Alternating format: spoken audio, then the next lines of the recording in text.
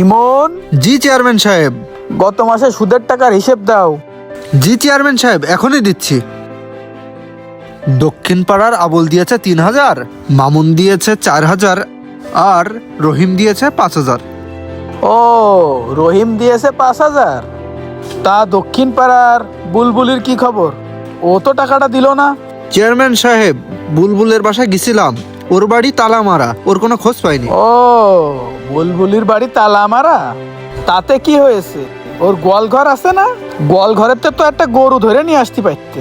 Chairman সাহেব, ওর গোয়াল ঘরেও তো তালা মারা, তা গরুটা ধরে আনবো কি করে? গরুটা ধরে আনবা কি করে সেইটাও কি আমার তোমারে শিখাই দিতে হবে? তোমারে বেতন দিয়ে রাখেছি কিসের জন্য? চেয়ারম্যান সাহেব, ভুল হয়ে গেছে। আচ্ছা ঠিক আছে, এবার উত্তরপাড়ার হিসেবটা দাও। আচ্ছা চেয়ারম্যান সাহেব, এখনই দিচ্ছি। চেয়ারম্যান সাহেব, উত্তরপাড়ার মফিজ মিয়া দিয়েছে 5,000, কুদ্দুস আলী দিয়েছে 5,000, আর ওই জব্বার বিশ্বাস দিয়েছে 4,000। কি?